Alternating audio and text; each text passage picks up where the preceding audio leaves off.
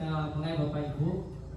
Ini sengaja saya pakai speaker, takut nanti hasil rekamannya tidak bagus. Jadi kalau pakai speaker ini agak aman, walaupun tidak terlalu kuat. Nah, ini baju agak saya buka sedikit biar tidak panas. Selamat siang Bapak Ibu semuanya. Pada kesempatan yang baik ini, saya mengundang Bapak Ibu untuk terlibat aktif pada kegiatan aksi nyata saya tentang budaya positif di pendidikan calon guru penggerak di modul 1.4. Jadi ini adalah bagian dari aksi nyata saya. Dalam kesempatan ini saya memakai waktu kurang lebih 1 jam. Jika lebih pun tidak apa, kurang pun tidak apa. Kita pakai waktu secara maksimal untuk siang hari ini. Tugas ini nanti direkam dan ini nanti akan saya upload. Baik, saya mulai saja. Untuk aksi nyata tentang budaya positif. Apa itu budaya positif? Kita bertanya. Nah, budaya positif itu adalah hal baik yang ada pada guru, pada siswa, dan yang ada pada lingkungan sekolah kita. Keseharian kita mengajar, keseharian siswa-siswi belajar. Karena siswa-siswi itu datang ke lingkungan sekolah dan sekolah ini tempat mereka belajar. Kalau lingkungan sekolah ini aman, nyaman bagi mereka, mereka akan senang untuk datang ke sekolah. Nah, lingkungan paling kecil di sekolah ini adalah ruang kelas. Karena ruang kelas itu tempat siswa, tempat guru mengajar dan siswa belajar. Ada 8 poin dalam konsep inti budaya positif. Nah, yang pertama itu perubahan paradigma positif, disiplin positif, nilai-nilai kebajikan, kebutuhan dasar manusia, motivasi perilaku manusia, posisi kontrol guru, keyakinan kelas, dan segitiga restitusi. Nah, memang dalam budaya positif ini memang banyak poinnya atau konsep intinya. Dan ini yang akan saya jelaskan selama pertemuan ini. Mungkin nanti saya menjelaskan tidak dapat secara efektif, Bapak Ibu mohon memaklumi. Kemudian juga nanti kalau misalnya ini ditanyakan, boleh saat saya mempresentasikan menjelaskan silahkan ditanya. Nanti kalau kita buat sesi tanya jawab, nanti di akhir makin banyak pertanyaan. Biar kita ada interaksi, nanti ketika saya jelaskan bisa ditanyakan. Yang pertama saya ingin menjelaskan begini Bapak Ibu tentang saya sebagai calon guru penggerak. Saat ini masih calon guru penggerak yang sedang belajar mengikuti pendidikan guru penggerak. Kami sudah masuk di modul 2 untuk minggu ini. Nah, tugas saya ini tugas minggu yang lalu.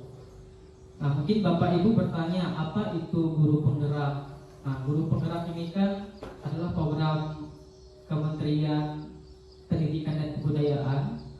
Adalah guru yang mau melibatkan diri atau mengikuti program ini, mendaftarkan diri, yang nantinya diharapkan setelah menjadi guru penggerak, guru inilah nanti yang menggerakkan, memajukan dunia pendidikan. Nah, guru penggerak ini nanti dia sebagai pemimpin pembelajaran bagi murid-muridnya di dalam kelas dan pemimpin bagi rekan guru-guru lainnya. Di guru penggerak itu ada 3 kata kunci: tergerak, bergerak, dan menggerakkan. Pertama-tama kita guru itu harus tergerak dulu. Tergerak terlebih dahulu, mau menggerakkan siswa dan menggerakkan teman-teman.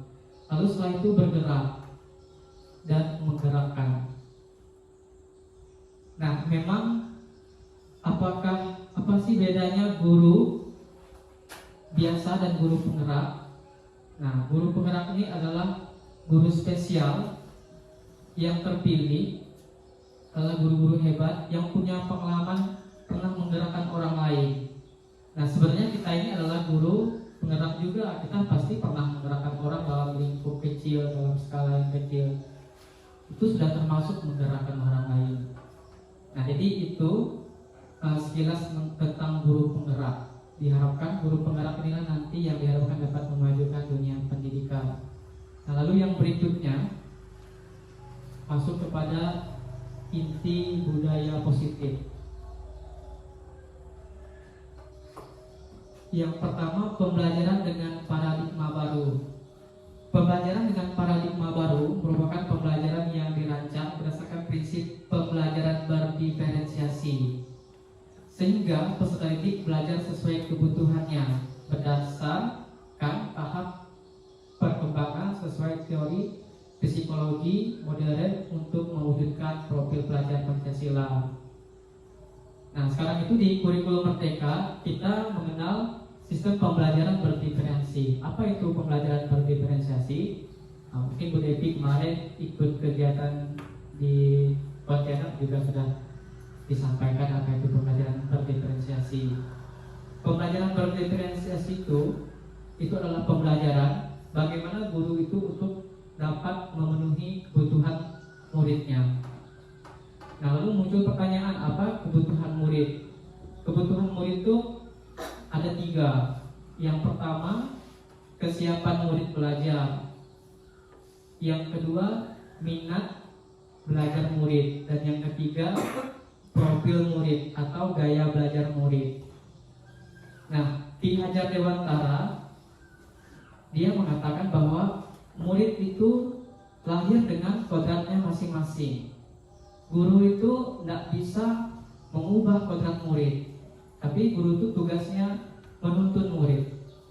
Sebagai contoh misalnya Ki Hajar Dewantara mengatakan murid kita itu ibarat benih-benih, dan kita guru ini sebagai petani yang mengolah benih tersebut. Kita yang menyediakan tanah, menyediakan lahan, kita yang merawat, maka benih itu akan tumbuh sesuai dengan kodratnya. Kalau benih jagung, tumbuh jadi jagung. Benih pepaya, tumbuh jadi pepaya. Begitu juga benih padi, tumbuh jadi padi. Nah, kita tidak bisa menyamakan semua anak itu sama. Makanya tadi kebutuhan anak itu berbeda. Kalau jagung, bagaimana perawatan jagung berbeda dengan perawatan benih pepaya atau padi. Nah, jadi pembelajaran berdiferensiasi ini tidak menyamaratakan anak, tetapi bagaimana kita memenuhi kebutuhan anak itu tadi. Misalnya kesiapan belajar anak, untuk memenuhi kesiapan belajar anak bagaimana?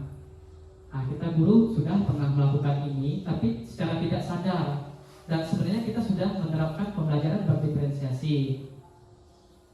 Misalnya pengetahuan awal anak tentang materi kita apa, lalu yang berikutnya yang sejauh mana mereka tahu. Nah, jadi itu termasuk kesiapan belajar. Kemudian minat belajar murid. Minat belajar murid itu ada anak itu yang minat itu audio, ada yang visual. Ada anak yang sangat mengerti sekali kalau kita mengajar itu pakai metode ceramah atau suara, pakai pesan. Ada yang mereka ngerti karena mereka tuh minatnya di audio. Tapi ada anak juga yang dia harus ada visual, harus ada gambar. Dan ada juga anak yang harus kedua-duanya, itu minat anak. Lalu yang berikut gaya belajar. Gaya belajar anak tuh ada yang dia tuh nggak bisa kerjasama dengan orang lain, dia hanya bisa sendiri. Tapi ada anak yang bisa berkelompok. Nah, maka ketiga hal ini yang dipenuhi oleh guru dalam pembelajaran berdiferensiasi. Kemudian saya lanjut. Yang berikutnya, miskonsepsi tentang teori kontrol. Nah, Bapak Ibu, biasa kita atau saya gitu ya, saya sebagai seorang guru seakan-akan kadang tuh memaksa anak itu harus seperti maunya saya. Karena saya menganggap saya itu orang dewasa, anak-anak pasti akan nurut. Nah, ternyata tidak demikian. Coba lihat pada gambar ini. Yang pertama, ilusi guru mengontrol murid. Ilusi bahwa semua penguatan positif, efektif, dan bermanfaat. Kemudian yang berikutnya, ilusi bahwa kritik dan membuat rasa bersalah mampu menguatkan karakter. Kemudian ilusi bahwa orang dewasa berhak memaksa. Nah, ternyata ini belum tentu benar jika ini dilakukan. Karena memaksa seorang anak itu akan menjadi seperti maunya kita nggak bisa.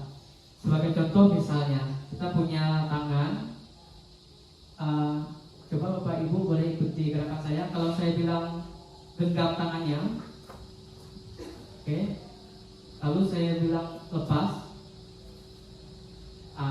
Bapak Ibu, kenapa Bapak Ibu menggenggam? Kenapa Bapak Ibu melepas? Karena Bapak Ibu tadi mengikuti perintah saya, dan apa yang saya perintahkan itu Bapak Ibu kehendaki pada diri Bapak Ibu. Tapi kalau misalnya saya menghendaki genggam, tapi Bapak Ibu nggak mau menggenggam, maka nggak bisa. Artinya apa? Kontrol itu bukan ada pada saya, tapi ada pada diri Bapak Ibu. Dan setiap orang itu punya kontrol dirinya masing-masing. Dia mau menggenggam, mau melepas. Walaupun Bapak Ibu bilang kepada saya genggam, tapi saya nggak mau genggam, juga nggak bisa. Artinya fungsi kontrol itu ada pada diri masing-masing. Lalu yang berikutnya, merubah paradigma stimulus respon ke pendekatan teori kontrol. Nah, kita akan melihat dua hal yang berbeda. Yang pertama di sebelah kiri itu stimulus respon tentang dunia. Realitas atau kebutuhan kita sama.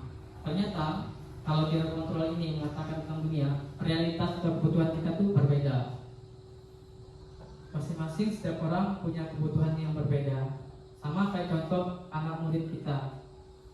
Yang kedua, semua orang melihat hal yang sama. Ternyata setiap orang memiliki gambaran yang berbeda. Kalau Bapak Ibu pernah melihat gambar meme yang kalau saya melihat angka 6 dari sini, Bapak Ibu melihat dari sana angka 9 gitu ya. Jadi setiap orang tuh melihat hal atau gambaran yang berbeda. Kemudian yang berikutnya, kita mencoba mengubah orang agar berpandangan sama dengan kita. Ternyata kita berusaha memahami pandangan orang lain tentang dunia. Lalu perilaku buruk dilihat sebagai suatu kesalahan. Ternyata semua perilaku itu memiliki tujuan. Kenapa anak mengganggu anak lain? Dia pasti ada tujuannya. Kenapa anak misalnya dia minta puji, minta diperhatikan? Dia ada tujuannya, dan di situ ada kebutuhan yang dirinya itu ingin penuhi. Kemudian orang lain bisa mengontrol saya. Yang bisa mengontrol kita itu hanya kita yang bisa mengontrol diri kita.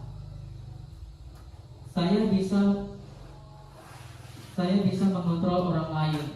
Ternyata kita tidak bisa mengontrol orang lain. Yang berikutnya, pemaksaan ada pada saat bujukan gagal. Ternyata kolaborasi dan konsensus menciptakan pilihan-pilihan baru. Kemudian yang berikutnya, model berpikir menang kalah. Ternyata model berpikir menang-menang. Oke, kita lanjut. Disiplin positif.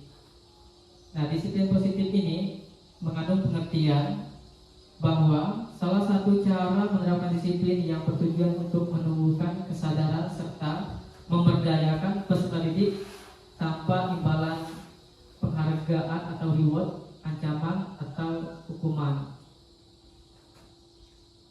Kemudian, sebagai pendidik, tujuan kita adalah menciptakan peserta didik yang memiliki disiplin diri, sehingga mereka berperilaku mengacu kepada nilai-nilai kebajikan universal dan memiliki motivasi intrinsik dan perubahan perilaku ke arah yang lebih baik. Nah, kalau kita melihat motivasi itu kan ada dua, ada motivasi dari dalam diri kita dan dari luar. Kenapa kita melakukan sesuatu? Misalnya, kalau saya ikut TGP, saya kemarin memang motivasinya dari dalam diri saya ingin mengembangkan diri, ingin belajar tentang banyak hal, lalu memenuhi syarat untuk ikut. Di samping itu ada dukungan dari Bapak Ibu guru. Nah, jadi saya lengkap tuh, ada motivasi intrinsik dan ekstrinsik. Kemudian banyak budaya disiplin positif ini, bagaimana cara menerapkan disiplin yang bertujuan untuk menumbuhkan kesadaran serta memberdayakan peserta didik tanpa imbalan, tanpa ancaman, dan tanpa hukuman. Artinya mereka mau punya kesadaran dari dalam untuk melakukan disiplin positif. Kemudian yang berikutnya ada nilai-nilai kebajikan, nilai-nilai yang disepakati bersama, lepas dari suku, bangsa, agama, bahasa maupun latar belakangnya. Contoh, ada peraturan sekolah atau ada peraturan kelas. Nah, setiap peraturan itu ada nilai-nilai kebajikannya. Misalnya kalau peraturan jangan mengganggu teman, berarti nilai kebajikannya menghormati orang lain, atau misalnya buang sampah pada tempatnya, berarti nilai kebajikannya kesehatan. Jadi itu yang dimaksud dengan nilai kebajikan. Kemudian ini Bapak Ibu, kebutuhan dasar manusia. Kebutuhan dasar manusia adalah segala sesuatu yang dibutuhkan oleh manusia untuk mempertahankan keseimbangan kondisi fisiologis dan psikologis yang bertujuan untuk mempertahankan kehidupan dan kesehatan. Nah, ini penjelasannya. Kebutuhan manusia itu menurut Dr. William Glasser itu ada 5. Yang pertama, penguasaan, kasih sayang dan rasa diterima, bertahan hidup, kesenangan, dan kebebasan. Nah, untuk kita bisa mengerti, kita dapat belajar dari kasus ini. Coba saya minta satu orang guru untuk baca kasusnya dulu. Siapa?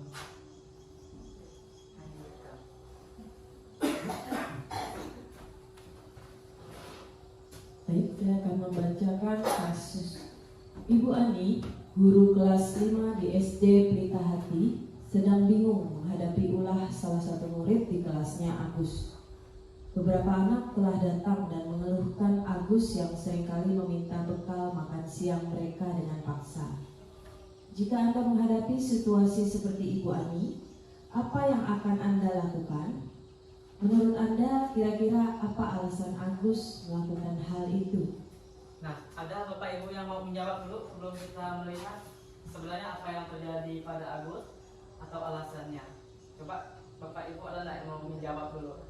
Menurut Anda, kira-kira apa alasan Agus atau apa yang dilakukan kita sebagai seorang guru untuk menyikapi Agus ini? Silakan berdiri.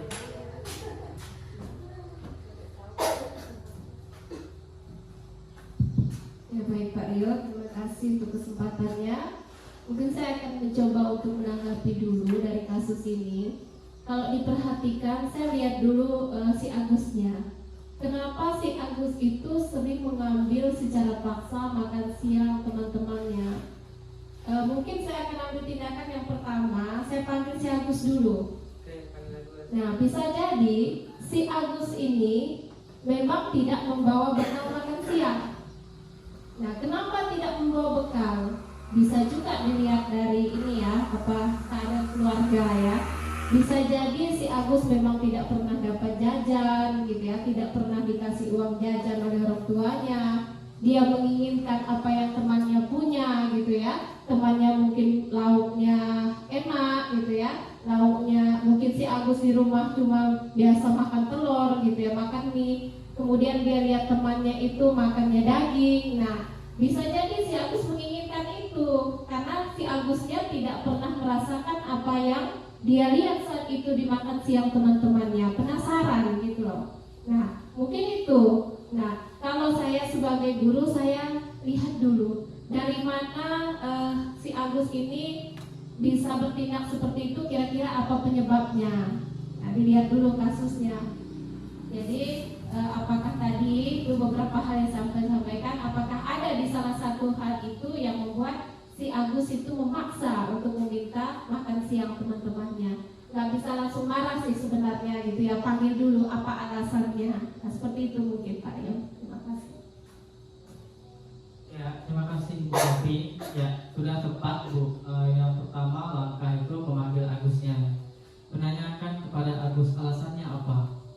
Karena yang paling tahu itu kan Agus sendiri. Seperti yang kita dengar tadi, setiap perilaku itu memiliki tujuan. Apa sih tujuan Agus ini? Ada teman-teman yang lapor ke guru mengeluhkan Agus ini sering meminta bekal makanan. Ada lagi yang mau kasih pendapat Bapak Ibu? Tapi kita lihat ya. Oke, nah dalam konteks penerapan disiplin positif, Ibu Ani sebaiknya mencari tahu alasan Agus melakukan tindakan tersebut agar mengetahui kebutuhan mana yang sedang berusaha dipenuhi oleh Agus ini. Kita mau melihat, kalau tadi Bu Devi memanggil Agus, apa sih alasannya? Kalau alasan yang pertama misalnya, Agus menjawab karena ia lapar. dan orang tuanya tidak membawakannya bekal makan siang. Artinya kebutuhan yang berusaha dipenuhi Agus itu adalah untuk bertahan hidup. Artinya dia lapar sepanjang hari itu. Lalu yang berikutnya, apabila jawaban Agus karena dia senang temannya jadi memperhatikan dia, jadi dia minta bekal itu supaya dia tuh dilihat oleh teman-teman. Artinya kebutuhan yang berusaha dipenuhi Agus itu adalah cinta dan kasih sayang, kebutuhan untuk diterima, mungkin supaya dia dikenal oleh teman-temannya, dia lebih akrab dengan teman-temannya. Lalu yang ketiga, apabila jawaban Agus adalah dia merasa hebat karena temannya jadi takut dan menuruti keinginannya setiap dia minta bekal temannya ngasih. Artinya kebutuhan yang dipenuhi Agus itu adalah kebutuhan akan penguasaan atau pengakuan atas kemampuan. Artinya Agus ini dianggap hebat, dia merasa dirinya hebat karena teman-temannya tuh mau menuruti apa yang dia mau. Lalu apabila jawaban Agus karena dia merasa bosan dengan bekal yang dibawakan ibunya karena selalu membawakan bekal yang sama, maka kebutuhan yang dipenuhi Agus adalah kebebasan. Dia ingin akan pilihan. Hari ini dia ingin sayur ini, lauk ini yang berbeda. Dia bosan dengan lauk yang sama atau sayur yang sama. Lalu yang terakhir, apabila jawaban Agus adalah karena iseng saja dan dia menikmati ekspresi wajah temannya yang kesal karena dia ambil makanannya, artinya kebutuhannya adalah kesenangan. Nah, jadi ini Bapak Ibu, kebutuhan yang harus didapatkan oleh setiap kita secara individu. Nah, dari kasus Agus ini kita dapat melihat apabila alasan-alasannya apa, berarti kebutuhan itu yang ingin dipenuhi. Oke, lanjut ya Bapak Ibu. Kemudian yang berikutnya, motivasi perilaku manusia. Oke, yang pertama, manusia itu termotivasi untuk menghindari ketidaknyamanan atau hukuman. Yang kedua, untuk mendapatkan imbalan atau penghargaan dari orang lain. Kemudian, untuk menjadi orang yang mereka inginkan dan menghargai diri sendiri dengan nilai-nilai yang mereka percaya. Nah, ini motivasi perilaku kita sebagai manusia secara individu. Kita mau lihat yang pertama, ada motivasi eksternal. Yang pertama itu untuk menghindari ketidaknyamanan atau hukuman. Apa yang akan terjadi apabila saya tidak melakukannya? Contoh misalnya saya sebagai seorang guru, kenapa saya harus datang ke sekolah ini sebelum jam 7? Kalau alasan saya takut dimarahi Ibu Girsa misalnya, berarti motivasi saya itu motivasi yang mana? Yang eksternal. Lalu kalau misalnya yang kedua, apa yang akan saya dapatkan apabila saya melakukannya? Kalau saya datang lebih awal ke sekolah sebelum jam 7, ternyata ada hadiah misalnya. Jadi itu yang memotivasi saya untuk datang lebih awal, artinya motivasi itu motivasi eksternal. Tetapi kalau kedua hal ini tidak mempengaruhi saya ingin tetap datang tanpa ada imbalan, tanpa ada hukuman, berarti saya itu menghargai diri sendiri. Dan pertanyaannya, saya akan jadi orang yang seperti apa bila saya melakukannya. Jadi itulah yang dimaksud dengan disiplin positif. Nah, kita berusaha untuk memenuhi atau menciptakan perilaku motivasi positif ini pada anak kita. Jangan sampai anak kita itu datang ke sekolah karena motivasi eksternal, karena motivasi internal, atau dari luar atau dari dalam, tetapi karena termotivasi, karena dia tuh berusaha untuk menghargai dirinya dengan dia berperilaku datang tepat waktu. Ternyata dia menunjukkan bahwa beginilah seharusnya saya. Kemudian yang berikutnya, ada konsep disiplin dengan identitas gagal. Ada dua hal yang bertentangan. Yang pertama antara hukuman dan penghargaan. Kalau menurut Bapak Ibu, hukuman itu bagus tidak kita terapkan ke siswa? Atau penghargaan itu bagus atau lebih bagus mana antara hukuman dan penghargaan? Karena setiap hukuman tuh ada akibatnya, penghargaan juga ada akibatnya.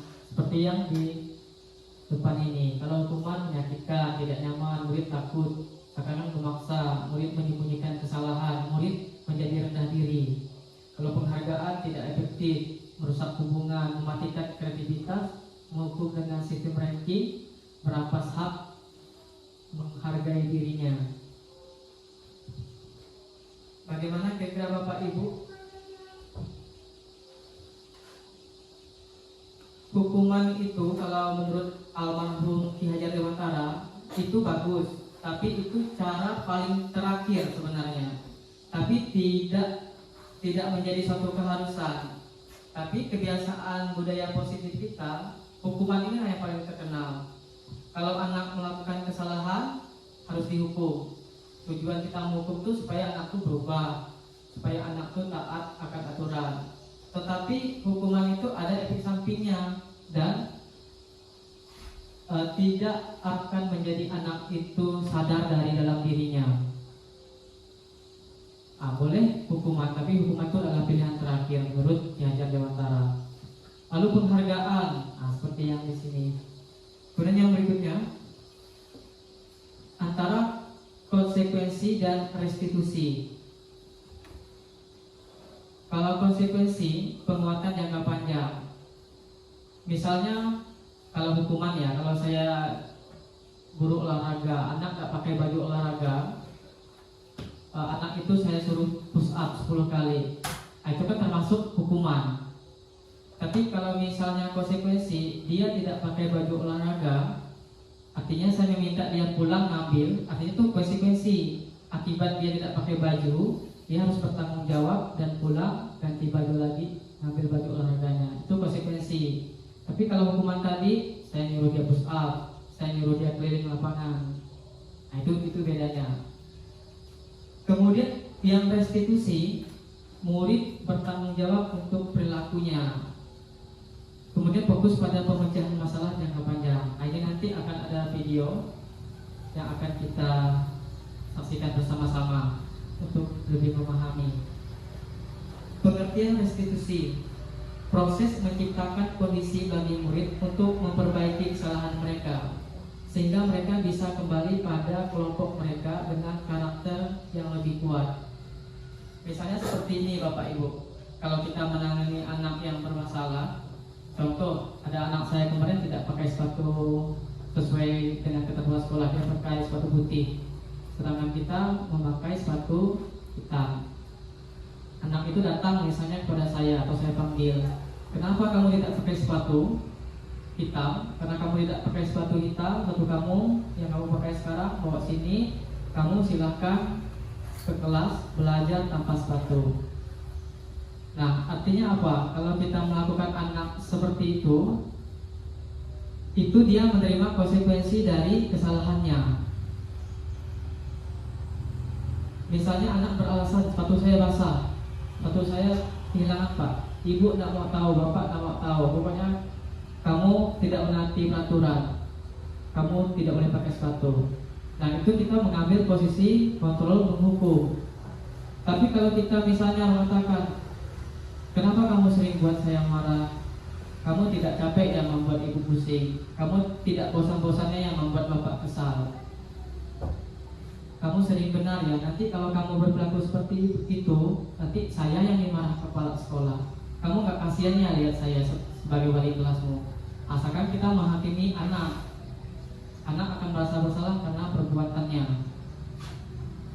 Nah, tapi untuk yang mengambil posisi kontrol yang baik, bagaimana kita menanyakan kepada anak, kenapa kamu melakukan ini? Kamu tahu kesalahannya apa? Seharusnya bagaimana? Nah, sekarang saya tanya dengan kamu, bagaimana kamu memperbaiki kesalahan ini? Nah, kira-kira itu cara yang baik. Nah, seperti apa nanti kita lihat videonya.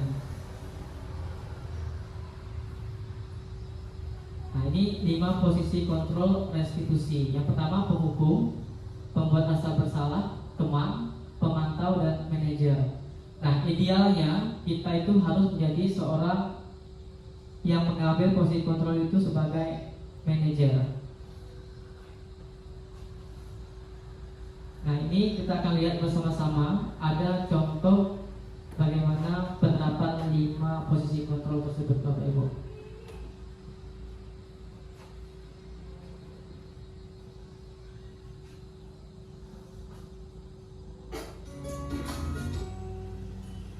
Salam bahagia Ibu dan Bapak Guru hebat.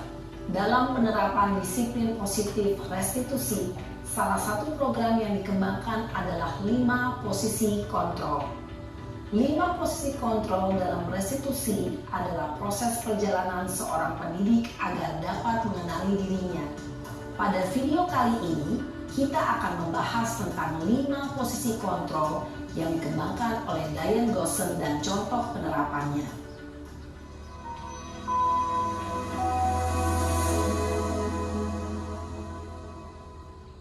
5 posisi kontrol itu adalah 1. Posisi penghukum. 2. Posisi pembuat merasa bersalah. 3. Posisi teman. 4. Posisi pemantau atau monitor. Dan 5. Posisi manajer. Untuk lebih memahami kelima posisi tersebut, mari kita saksikan kasus Naren yang terlambat hadir 20 menit di sekolah dan melihat bagaimana kelima posisi kontrol dalam menghadapi masalah tersebut. Pertama, posisi penghukum, Bapak Ibu.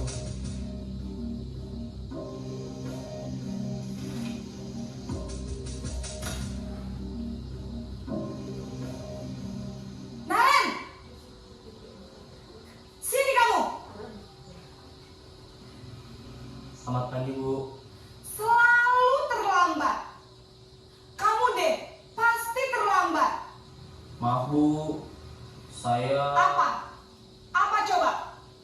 Alasan kamu apa lagi? eh, Kapan sih kamu tidak terlambat? Malas sekali ya kamu jadi anak. saya Dasar pemalas. Gak kapok-kapok sih kamu. Sudah berapa kali terlambat? Sana, kamu keliling lapangan basket 2 kali. kenapa saya harus ke lapangan basket, Bu? Kenapa?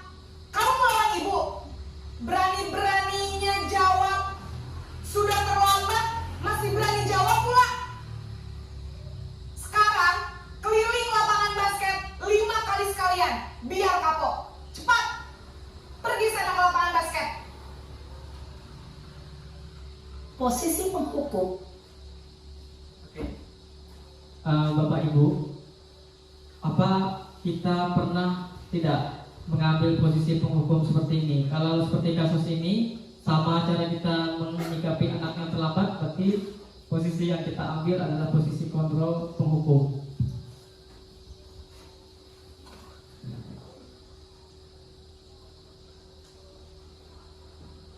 Ada yang pernah mau melakukan anak seperti ini di sekolah ini? Kalau anak terlambat?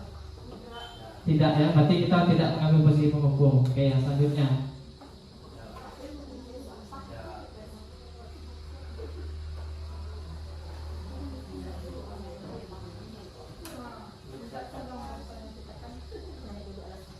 Ibu dan Bapak jalanan. Posisi teman. Jawab. Pergi sana ke lapangan basket. Posisi penghukum biasanya berbicara dengan nada tinggi, menghardik, menunjuk-nunjuk, menyakiti, dan menyindir. Hukuman bisa berupa fisik maupun psikis. Ibu dan Bapak guru hebat, dampak yang terjadi pada murid ketika guru berada pada posisi penghukum adalah murid cenderung akan memberontak, bahkan menyimpan dendam.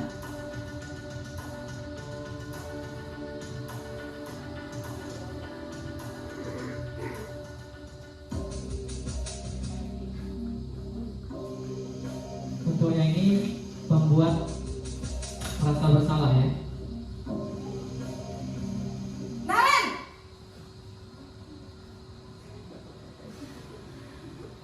Selamat pagi, Bu. Naren, kamu kenapa terlambat lagi, nak? Ya Tuhan, Naren, kamu senang ya bikin ibu susah ya? Kalau kamu terlambat lagi, nanti Disangka ibu tidak bisa membina kamu. Duh, gimana ini? Maaf Bu. Duh, Gusti Naren. Kamu suka ya kalau ibu ditegur bapak kepala sekolah? Terus, sekarang ibu harus tulis apa ini di buku absen? Ini kamu sudah sering terlambat loh. Ibu harus apa coba? Maaf Bu. Maaf sekali. Ya sudah, lain kali jangan bikin ibu susah lagi ya nak ya. Ibu tidak akan kuat lagi kalau kamu begini terus. Bisa jantungan kalau ibu tegur bapak kepala sekolah. Sana cepat ke kelas. Maaf ya Bu. Maaf sekali. Posisi pembuat rasa bersalah berbicara dengan nada tenang, cenderung lembut. Namun kata-kata yang diutarakan membuat murid merasa menjadi orang yang gagal. Memandang buruk dirinya sendiri, merasa tidak berharga, dan tidak sanggup membahagiakan orang lain. Ketika guru mengambil posisi pembuat rasa bersalah, murid akan menganggap dirinya yang bersalah dan ia akan menyimpan emosi negatif tersebut di dalam dirinya.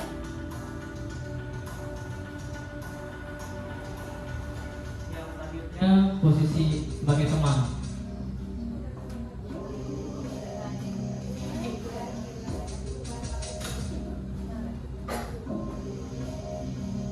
Naren!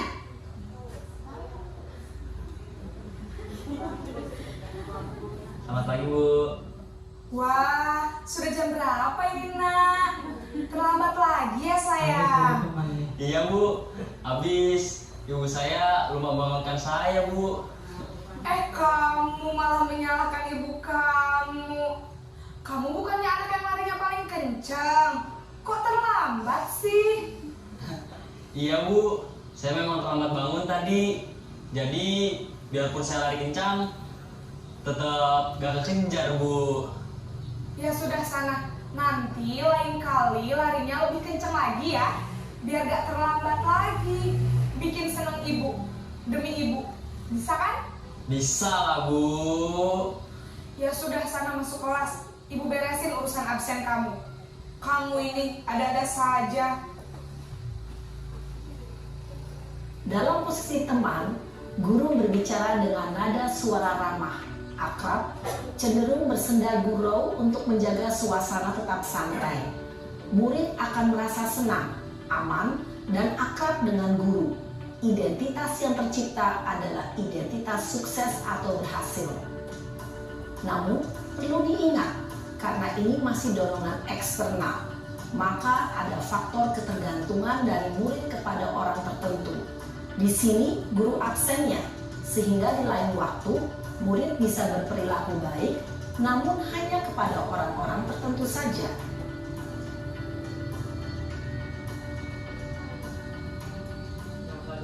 Sebagai pemantau.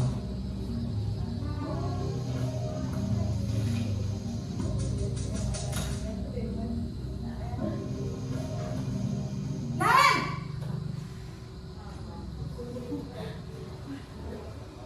Selamat pagi Bu. Naren, apa peraturan sekolah kita tentang jam berapa kita harus masuk sekolah, nak?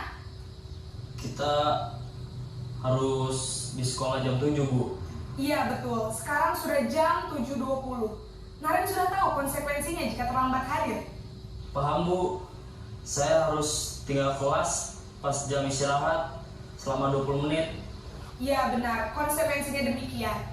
Jadi nanti jam 9.30 pas istirahat, kamu harus tinggal di kelas, kerjakan tugas tambahan untuk ketertinggalan kamu, ya? Baik Bu. Posisi pemantau mengandalkan penghitungan atau data untuk mengontrol murid. Guru mengarahkan murid berdasarkan peraturan dan konsekuensi. Seorang pemantau menunjukkan bahasa tubuh dan ekspresi wajah yang datar dan cenderung formal.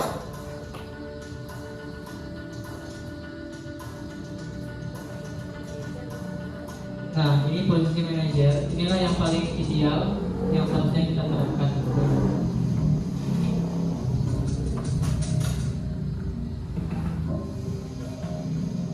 Naren!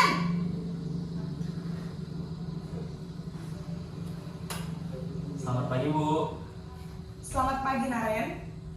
Maaf, Bu. Saya terlambat. Iya, sekolah masuknya jam 7, sekarang sudah jam 7.20. Jadi sekarang bagaimana ini, Naren? Maaf, Bu. Saya lupa setel alarm saya semalam.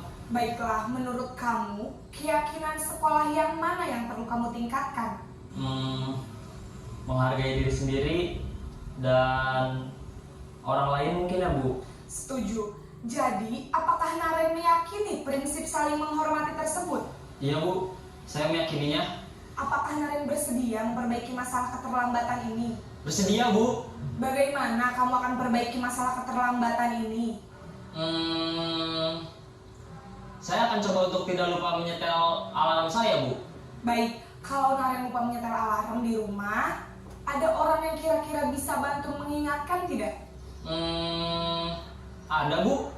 Kakak saya, Kak Emma. Ada lagi selain Kak Emma?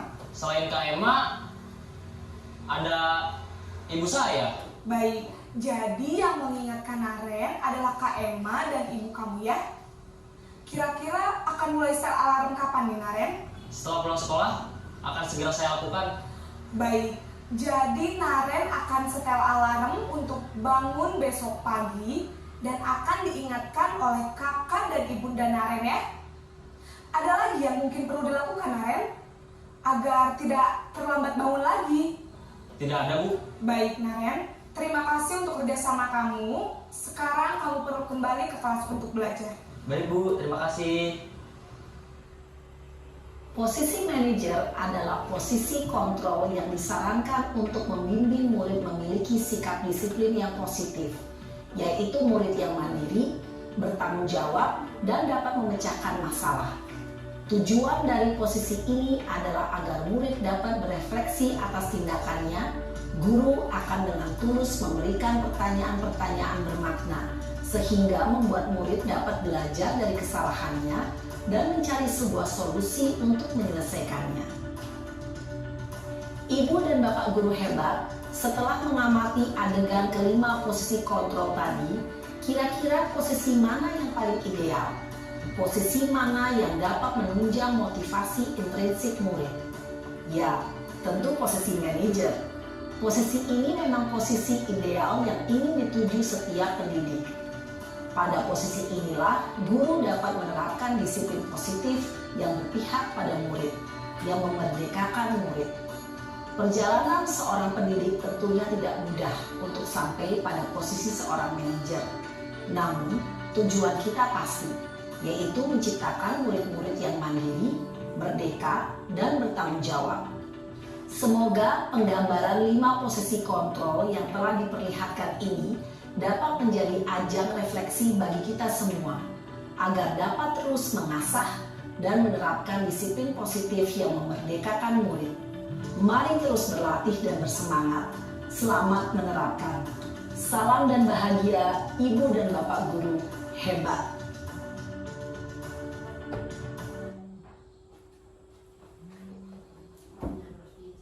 Ya, baik Bapak Ibu, itu tadi 5 posisi kontrol yang bisa kita pilih dalam menangani siswa yang memiliki masalah di sekolah kita.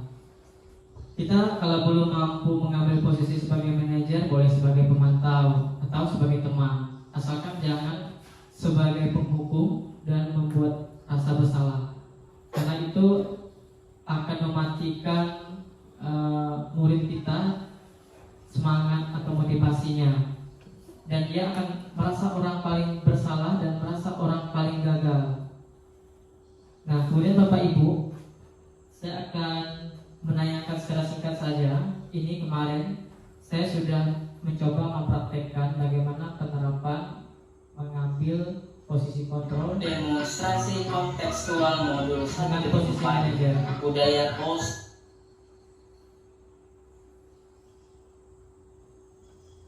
menjadi orang yang dia inginkan. Nah, ini kasusnya, siswa bernama Winda terlambat datang ke sekolah.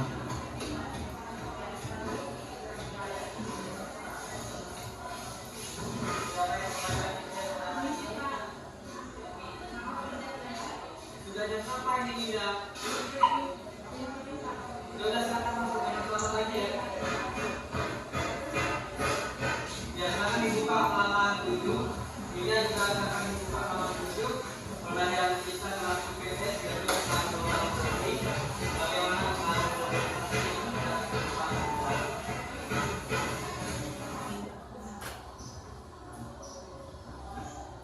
silakan duduk Winda. Kamu tahu Winda kenapa kamu bapak panggil? Tadi kamu berangkat ke sekolah jam berapa?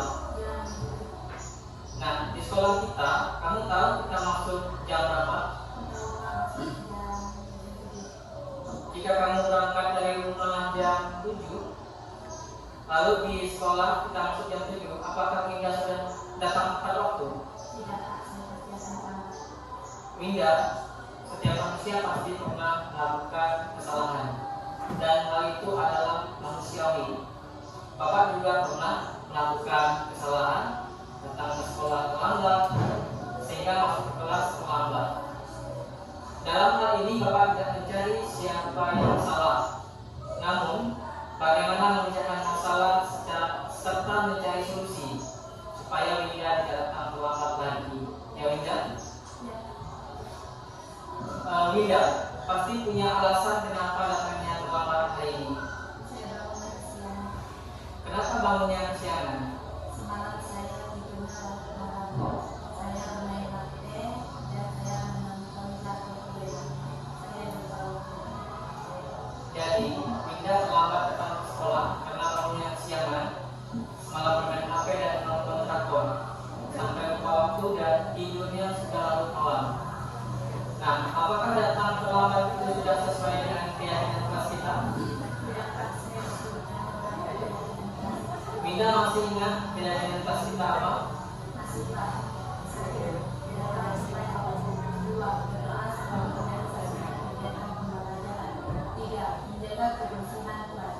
4. Saling menghargai. 5. Musyawarah dalam mengambil keputusan dan memecahkan masalah. Baik, jika Winda masih ingat dengan keyakinan kelas kita, langkah-langkah apa saja yang Winda lakukan supaya Winda tidak terlambat lagi datang ke sekolah? Tidur lebih awal dan mengurangi bermain HP serta memasang alarm atau meminta bangun kakak membangunkan agar saya tidak bangun kesiangan. Kapan hal itu mulai Winda lakukan? Mulai malam. Bagus Winda. Winda sudah berusaha menjadi lebih baik. Bapak doakan semoga Winda menjadi anak yang sukses dan selalu mematuhi keyakinan sekolah atau keyakinan kelas. Baik Pak, terima kasih Pak. Ya, sama-sama Winda. Silakan kembali lagi ke kelasnya ya.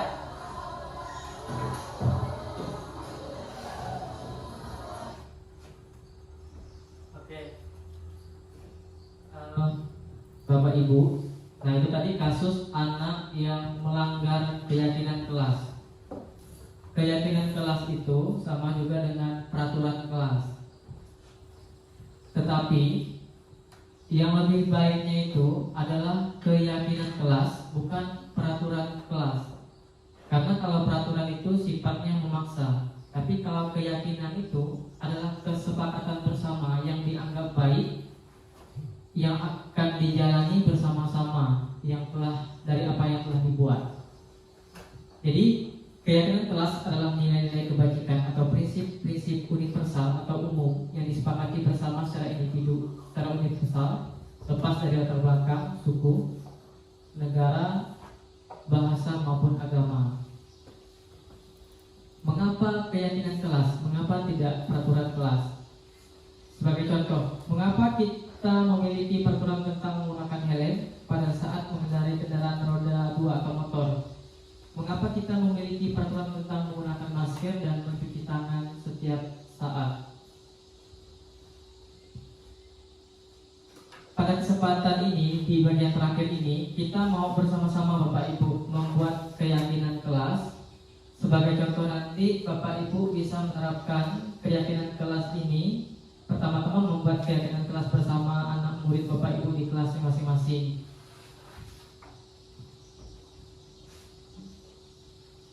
Misalnya seperti ini.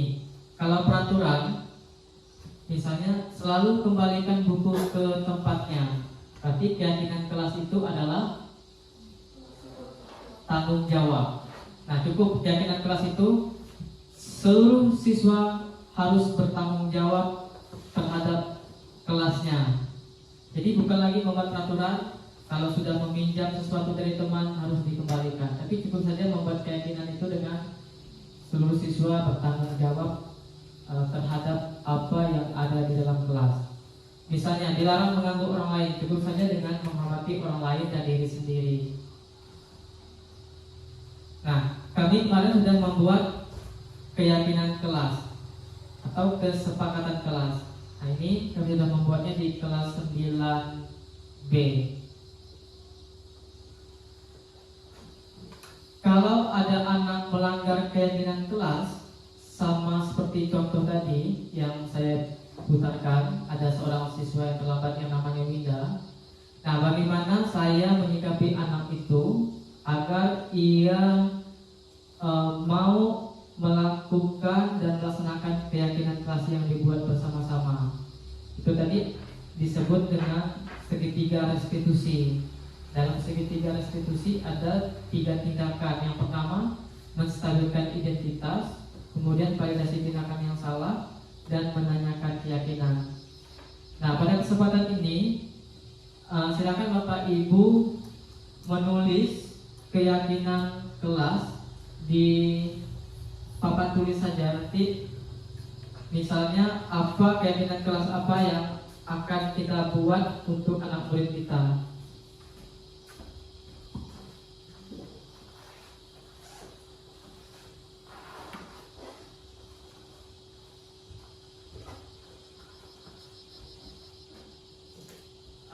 Siapa yang mau menuliskan keyakinan kelas pertama?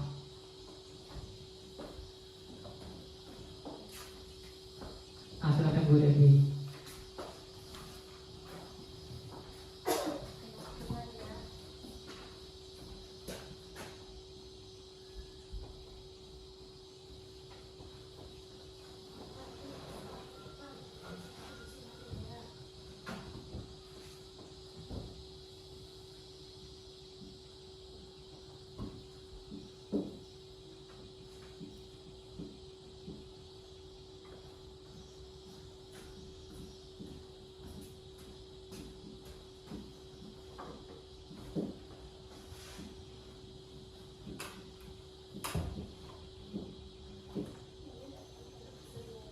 Bersedia selalu menjaga kebersihan kelas. Ini keyakinan kelas yang ditulis oleh Bu Devi. Tidak apa-apa, nanti kita lihat kata-katanya dari redaksi dari guru-guru yang lain.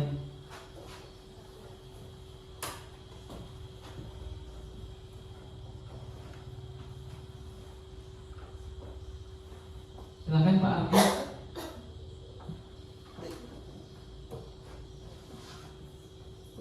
Ada lagi Bapak Ibu?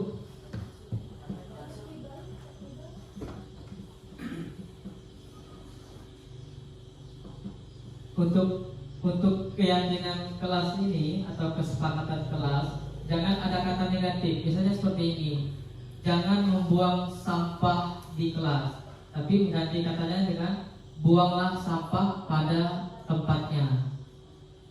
Atau jangan berjalan di atas pagar, tapi berjalanlah di lorong atau jalan hall ya, seperti itu.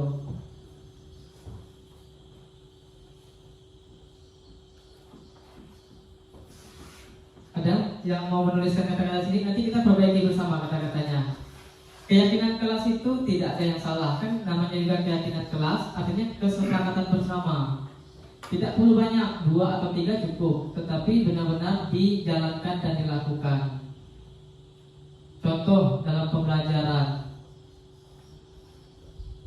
berdoa sebelum dan sesudah memulai kegiatan, itu bisa keyakinan kelas kita. Dia hampir sama dengan peraturan, tapi katanya itu jangan peraturan, karena kalau peraturan itu sifatnya memaksa. Tapi kalau keyakinan itu disepakati bersama. Apalagi kira-kira nih Bapak Ibu?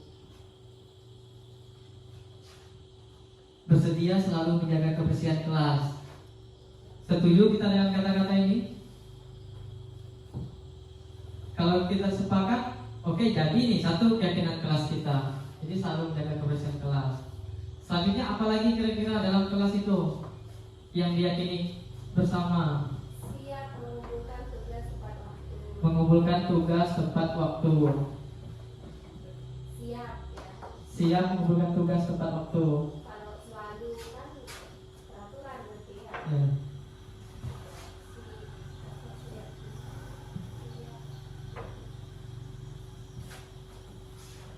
Siap.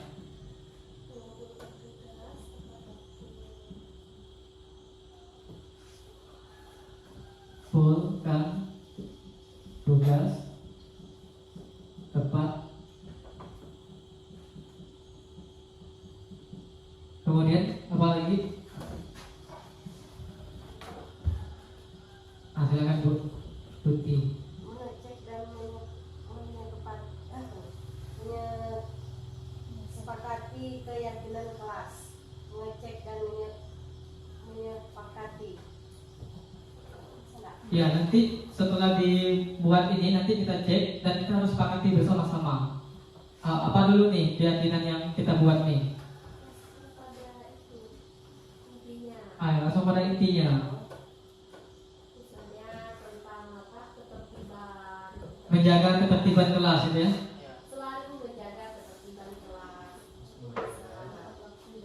Kan kalau misal peraturan dilarang ribut. Menjaga ketertiban kelas. Kemudian apa lagi? Kalau misalnya 3 saja cukup, ya udah nggak apa-apa. Tetapi ini benar dijalankan oleh seluruh warga kelas. Nanti ada keyakinan sekolah misalnya, baru semuanya baik guru, baik siswa yang menjalankan. Cukup kira-kira ya untuk keyakinan ini. Tidak masalah, tapi keyakinan ini disepakati bersama-sama, kemudian dijalankan bersama-sama. Apabila ada yang melanggar, maka dilakukanlah restitusi. Seperti contoh pada video tadi. Yang pertama, Winda itu kan terlambat datang ke sekolah. Nah, seperti di awal tadi, setiap perilaku itu memiliki tujuan. Kenapa dia terlambat? Jadi saya harus menstabilkan identitasnya dulu. Menstabilkan identitas misalnya kita di sekolah ini jam berapa masuk? Kamu tahu? Tahu. Ditanya alasan kenapa terlambat, dia pasti punya alasan. Kemudian kita memvalidasi tindakan yang salah. Terlambat itu jelas salah. Tapi tidak ada orang yang tidak pernah membuat kesalahan. Saya juga pernah membuat kesalahan. Nah, kamu dari kesalahan ini apa yang harus kamu perbaiki? Rencana kamu ke depan apa? Artinya seperti itu. Lalu menanyakan keyakinan kelas yang telah kita buat itu apa? Apa yang kamu langgar dari keyakinan kelas kita? Oh ini Pak, saya terlambat. Apa rencana kamu supaya kamu tidak terlambat? Jadi itu bagian dari segitiga restitusi Bapak Ibu. Ini tahapan-tahapannya. Ya, jadi itu Bapak Ibu untuk aksi nyata saya kepada Bapak Ibu. Apa yang telah saya sampaikan, memang saya sadar tidak semuanya dapat tersampaikan dengan baik, tapi tujuan daripada materi ini saya berbagi, tidak bermaksud mengajari Bapak Ibu. Saya yakin dan percaya kita ini adalah guru-guru hebat yang sudah punya pengalaman sekian tahun mengajar dan menangani anak murid kita. Tanpa kita sadari, kita mungkin pernah menerapkan 5 posisi kontrol, kemudian segitiga restitusi. Hanya kita tidak sadar dan kita tidak tahu istilah-istilah ini. Nah, kalau posisi kontrol tadi idealnya kita harus jadi manajer. Kalau misalnya belum bisa jadi manajer, bisa jadi teman atau sebagai pemantau. Itu Bapak Ibu yang dapat saya sampaikan pada kesempatan ini. Sekali lagi terima kasih. kepada Bapak Ibu, ini adalah disiplin positif atau budaya positif. Tujuannya apa? Untuk menciptakan lingkungan yang nyaman di tempat kita belajar, tempat kita mengajar, nyaman untuk anak-anak dan nyaman untuk Bapak, Ibu, guru, dan untuk kita semua. Memang setiap kita punya kebutuhan yang harus dipenuhi, kemudian setiap perilaku kita mempunyai tujuan. Tapi bagaimana tujuan itu benar-benar kita lakukan sebagai bentuk kita menghargai diri kita, bukan karena untuk oleh orang lain. Jadi terima kasih Bapak Ibu. Kemudian di akhir ini silakan Bapak Ibu siapa yang mau untuk merefleksikan apa yang telah saya sampaikan. Bagaimana perasaannya, kemudian pengalaman Bapak Ibu, silahkan. Atau dari materi ini tadi apa yang Bapak Ibu dapatkan, satu atau dua orang silahkan. Ada yang mau? Pak Doni, Bapak Ida. Siapa? Nih, silakan Pak. Sini. Ya, silakan aja Pak. Bibi boleh. Duduk juga boleh. Ya, di depan aja. Oke, terima kasih Pak Yu atas materi yang disampaikan. Kalau saya menanggapi materi yang disampaikan oleh Pak Yu, ada banyak hal yang saya dapati yang bisa direfleksikan, terutama dalam hal kita menyikapi keberadaan anak dalam beberapa kasus. Kita cenderung menghukum mereka. Tujuan kita memang baik sebetulnya, tetapi apa yang kita lakukan itu berdampak kepada mereka yang kita tidak tahu sebetulnya. Dari materi ini saya bersyukur, mungkin karena ini sepintas sekilas belum bisa kita terapkan secara ini, tapi paling tidak kita semua punya gambaran kedepannya kita mau seperti apa menyikapi apa yang telah kita lakukan selama ini. Mungkin bisa kita rubah dengan cara berlaku. Mungkin ini yang bisa saya sampaikan. Terima kasih Pak. Ya, terima kasih Pak Doni. Boleh beri aplaus ya untuk Pak Doni, untuk kita semua juga.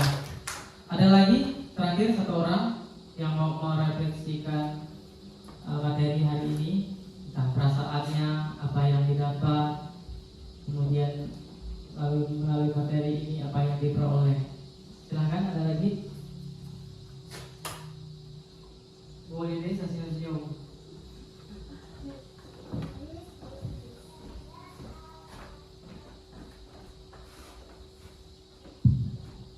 Ya, terima kasih kepada Pak Rio. Nah, di sini saya menekankan yang Pak Rio sampaikan. Jadi di sini saya pertama jadi lebih tahu gimana sebaiknya menangani anak-anak.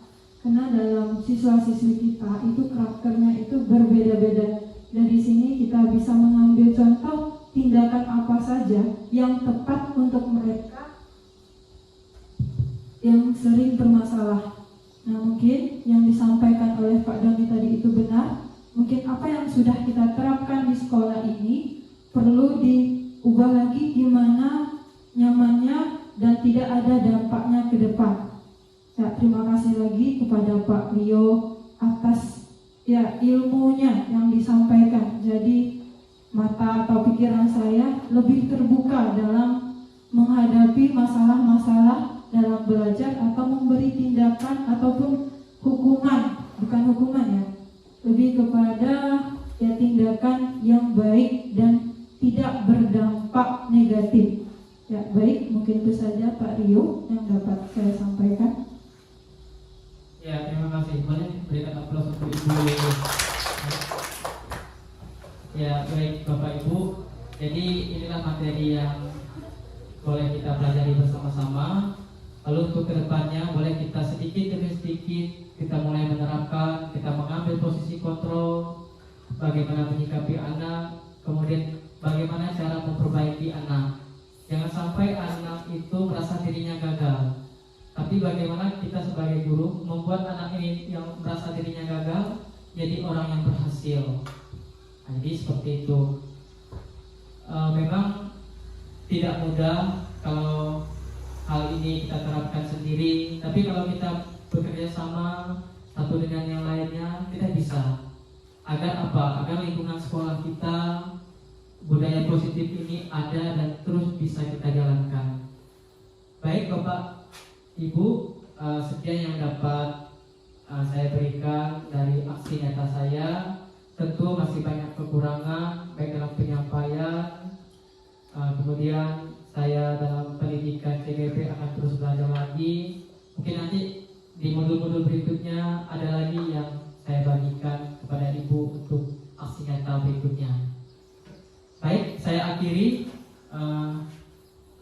Nanti di akhir pertemuan ini kita tutup dengan doa. Saya minta nanti kesediaan Pak Apo untuk mengakhiri pertemuan kita memimpin doa. Saya rasa itu saja. Sekali lagi terima kasih. Selamat siang Bapak Ibu.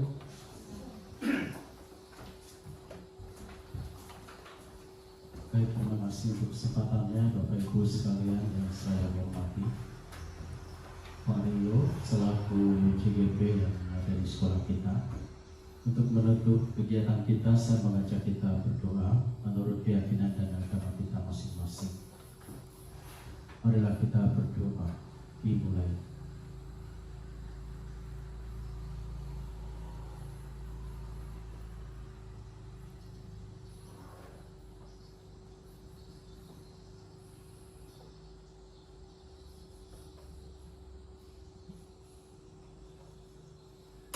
Berdoa selesai. Terima kasih. Terima kasih Pak Po dan terima kasih untuk kita semua. Selamat siang.